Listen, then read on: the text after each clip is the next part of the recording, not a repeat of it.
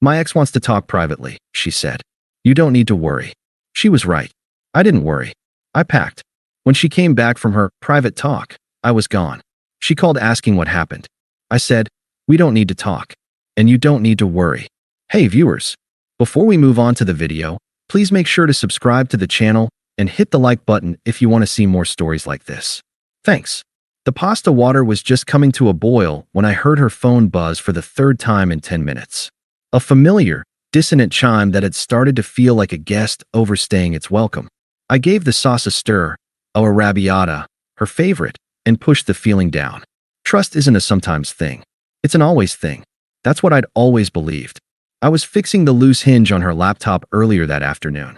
That was me, in a nutshell. I fixed things. I built things. I showed up. For 2 years, I'd shown up for Sarah. I'd held her hair back when she was sick, celebrated her promotions with cheap champagne, and memorized the way she liked her coffee.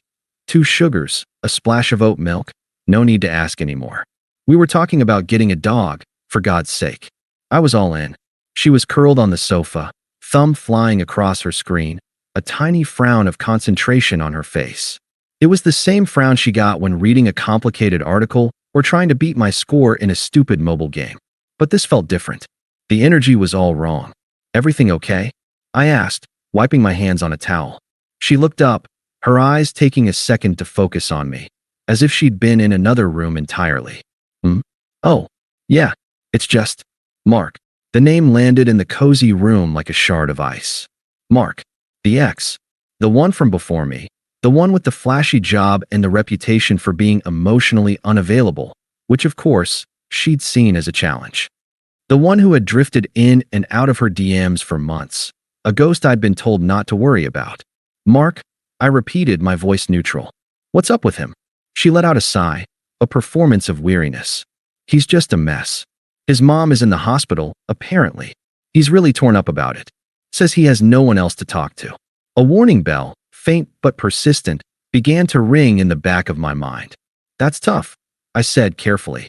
But he has friends, family, right? You know Mark, she said, with a wave of her hand, as if that explained everything. He builds walls. He's not good at asking for help. He just called. He asked if he could pick me up, just for an hour. To talk. Privately. The word hung in the air between us. Privately. It wasn't just a word. It was a door, and she was deliberately closing it in my face. I felt my stomach tighten. He wants to pick you up? And go where? Why can't he talk on the phone? Her face hardened instantly. The concern for Mark melted away, replaced by impatience with me. Oh, don't give me that look, Alex. It's not like that. You have nothing to worry about. His mom is sick. He's hurting. I'm not giving a look, I said, keeping my voice even, though it felt like a cage was tightening around my ribs. I'm asking a question. My girlfriend is being asked to get into a car alone with her ex-boyfriend for a private talk. I think that's a fair question. God, why are you being like this? She stood up, her posture defensive. It's just a conversation. I can't just abandon a person in need. It's who I am. I thought you loved that about me. She was using her own empathy as a weapon, and it was a brutal one. I do love that about you, I said, and I meant it. But I also love us. And this feels like it crosses a line. I need you to be secure enough to trust me. She fired back, her voice sharp. She was putting on her jacket now, the decision already made. If you can't do that, then maybe that's a you problem. A you problem. The ultimate modern dismissal. She wasn't just choosing to go. She was reframing my completely valid unease as a character flaw. In that moment, something inside me broke. Not with a scream, but with a quiet, final snap. I looked at her, really looked at her. At the woman I'd imagined a future with. She was so convinced of her own righteousness, so utterly dismissive of my feelings. She wasn't choosing between me and Mark. She was choosing between my peace of mind and her own selfish desire to be someone's savior. And I knew, with a clarity that was as cold as it was absolute, that I was done. Okay, I said, my voice strangely calm. If that's what you need to do. She mistook my calm for surrender. She walked over and gave me a quick, patronizing peck on the cheek. I'll be back in an hour. Don't let the sauce burn. And then she was gone. The door clicked shut. The apartment was silent, save for the frantic bubbling of the boiling water. I stood there for a full minute, just breathing. The anger didn't come. The sadness didn't come. All that was left was that chilling, pristine clarity. She was right, I thought, turning off the burner. The sudden silence was deafening. I don't need to worry. Worrying is for something you might lose.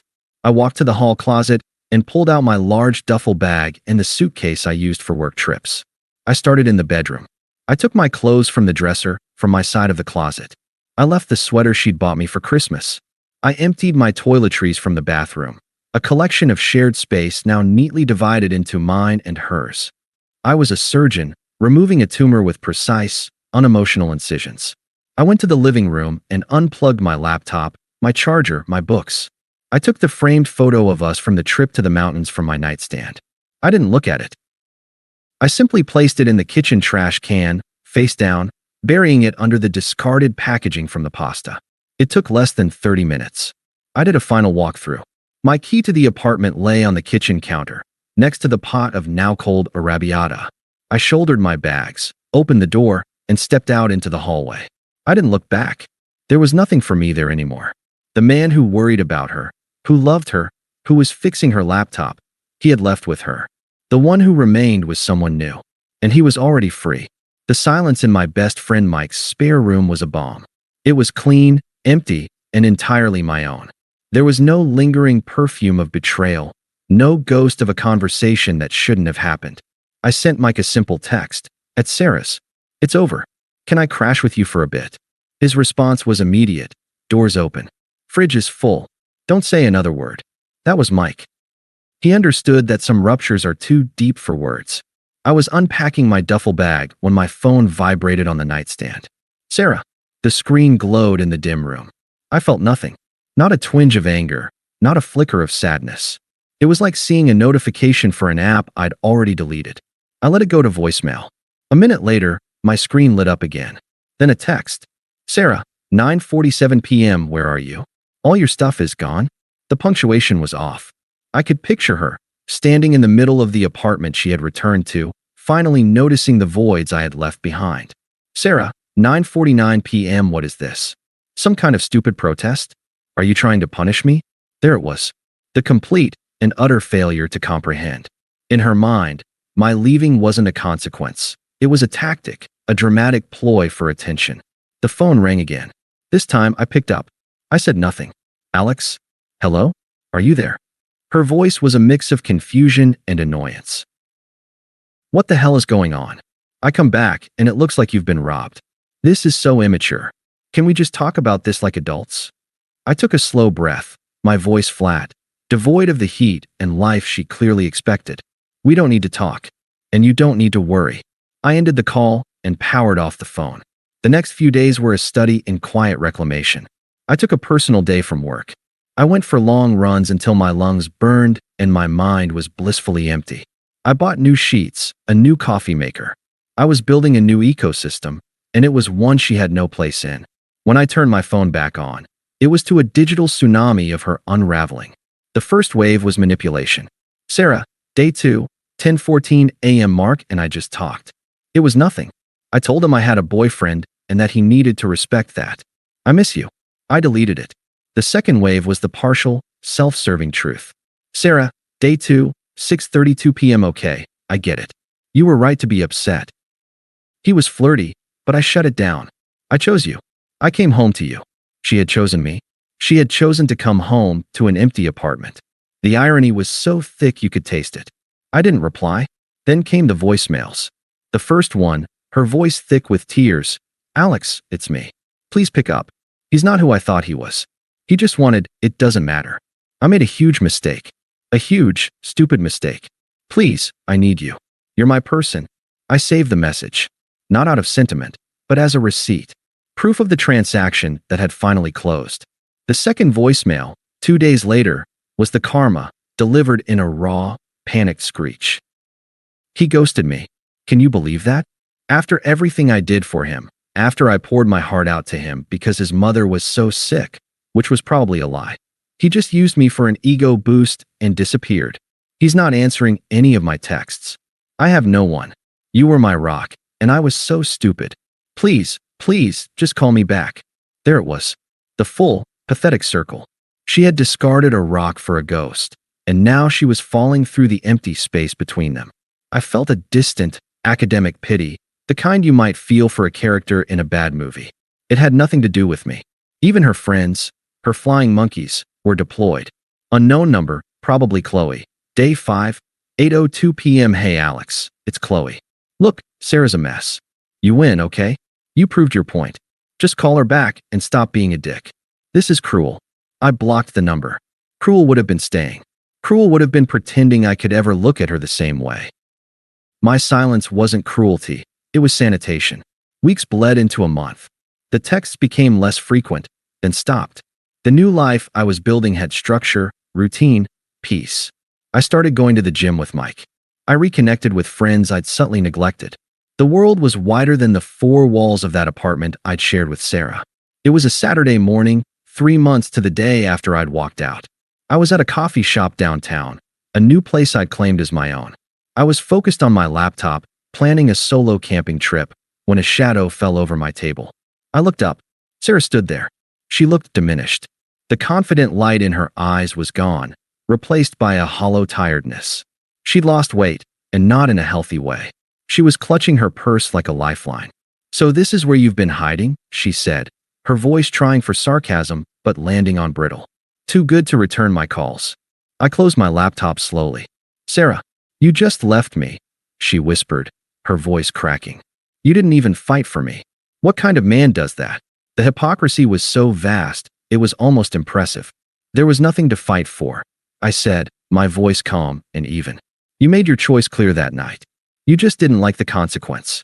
Tears welled in her eyes, but now they were tears of frustration. I was vulnerable. He manipulated me, and you abandoned me when I needed you most. You were supposed to be better than that. There it was. The final, desperate rewrite of history. I was now the villain for not enduring her disrespect. I was the one who failed the test she never had the right to administer. I stood up, gathering my laptop and jacket. I looked at her, and for the first time, I let a sliver of feeling into my voice. Not anger, not nostalgia, but a simple, profound finality. "The person you're looking for? The one who would worry about you, who would wait for you, who would fight for you," I said, holding her gaze. "He doesn't live here anymore." I slung my bag over my shoulder. The peace I had cultivated was my fortress, and she was forever on the outside. "I hope you find what you're looking for, Sarah," I said, and I meant it. "But it has nothing to do with me." I turned and walked out of the coffee shop. The bell on the door chimed behind me, a sound of closure. I didn't look back. I didn't wonder what she was doing. I simply walked into the sunlight of my new life, and I never thought of her again. The silence after the coffee shop was absolute. It wasn't the silence of waiting. It was the silence of a story that had reached its final period. Sarah's number was blocked. Any messages from her friends went unread and deleted. The chapter was closed, the book shelved. In the vacuum she left, I built. I poured the energy I'd once reserved for worrying about us into my own foundation. The promotion I'd been hesitant to go for because it required more travel, I applied for it and got it. The guitar gathering dust in the corner of Mike's spare room, I started taking lessons. I wasn't running from anything. I was finally, freely, moving towards something. Myself. Mike, the eternal skeptic, watched it all over a beer one night. "Not that I'm not thrilled to have you, but when are you going to get your own place? You can afford it now." I took a sip. "I'm looking. A place with a view. Maybe a balcony." He nodded, a slow grin spreading across his face. "Good. It suits you." The calm. Calm was the word for it. It wasn't happiness, not in a frantic, temporary way. It was a deep, structural peace. The peace of not having your emotional state tied to someone else's whims. The peace of knowing your own boundaries are non-negotiable. A year bled away. I found the apartment with a balcony, overlooking the city skyline. I filled it with art I liked and furniture that was only mine. There were no ghosts in these rooms. My phone buzzed one evening. It was Qley, Sarah's friend, from a new number. The toxicity, it seemed, was a stubborn stain. "Qley, new number. Hey Alex. I know you hate me, but I'm just the messenger. Sarah's really not doing well. She's been through a lot. She's seeing a therapist. She says she realizes now how badly she messed up with you. She just wants to apologize, for real. For closure." I stared at the message. The manipulation was more sophisticated, but the core was the same. You are responsible for her feelings. The old me would have felt a tug of obligation. The new me saw it for what it was, emotional spam. I typed back a single sentence, the epitome of the professional archetype. Me. Thank you for the information. I wish her well in her recovery, but my position is unchanged. I then blocked that number, too. The fortress walls held. The true test came months later, an email. It landed in my professional inbox, the one she'd had to search for. Its subject line, an apology. Alex, I know you don't want to hear from me. I'm using this address because it's the only one I could find, and I need to say this without being blocked. I've spent the last year and a half in therapy, unpacking a lot of my own issues. My need for external validation, my disrespect for boundaries, my treatment of you. What I did that night was unforgivable. I was selfish, cruel, and I took the best thing in my life for granted. You were my rock, and I shattered us against a fantasy. Mark was a lie. My entire justification was a lie. I see that now with painful clarity. I am not writing this to ask for you back. I know that ship has sailed. I am writing to offer a real, no excuses apology. I was the problem. It was never a you problem. I am so deeply, truly sorry for the pain I caused you. I hope you are happy. You deserve it. Sarah, it was a good apology. A perfect one, even. It hit every note a therapist would recommend. For a moment, I held the ghost of the woman I'd loved in my mind. Then I let it go. I did not reply. Any response, even a thank you, I accept, would have been a thread, a connection. It would have given her the closure she sought, which was just another form of validation from me. My silence was the only authentic answer. It was the sound of her true and total irrelevance. I had become the vanisher. The invitation to Mike's wedding was a formal, gilded thing. His fiancée, Lena, was a force of nature, and their wedding was the social event of the season for our friend group. I was a groomsman. I knew she would be there. Sarah was still loosely connected to Lena through an old college friendship. The thought caused me no anxiety, no racing heart. It was a logistical fact, like the chance of rain. The day was pristine. As I stood at the altar next to Mike, I scanned the guests. I saw her halfway back, on the bride's side. She was wearing a bright red dress, a color that screamed for attention in a sea of pastels. She was staring straight at me. I held her gaze for a neutral second, then turned my attention back to my beaming friend, a small, genuine smile on my face. The reception was in a beautiful, open-air pavilion. I did my duties, the speech, the toasts, the dancing with the bridesmaids. I was present, happy for my friend, comfortable in my skin. I felt a tap on my shoulder as I was getting a drink at the bar. I turned. It was Sarah. Up close, the year and a half had not been kind. The hollowness was still there, masked by a layer of makeup. The red dress was too tight. Alex, she said, her voice a little too loud. You look good. Thank you, Sarah, I said, my tone the same I'd use with a colleague. Polite. Distant. It's a beautiful wedding. Can we talk? For just a minute? Please. The desperation was poorly concealed beneath a veneer of social grace. Now's not really the time or place, I said, turning slightly back toward the bar. Please. I emailed you. Did you get it? She pressed, stepping closer.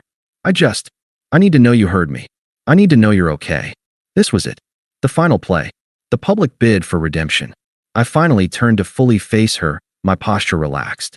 I got it, I said, my voice calm and clear. She blinked, waiting for more. And nothing. I shrugged, a small, non-hostile smile on my lips. It was an email. I read it. I hope your therapy continues to be helpful. The platitude, delivered with sincere detachment, was a weapon she had no defense against. Her face fell, the mask cracking. That's it. I hope your therapy is helpful. After everything, I bared my soul to you. Just then, a warm hand slipped into mine. I turned. It was Clara, a woman I'd been seeing for a few months.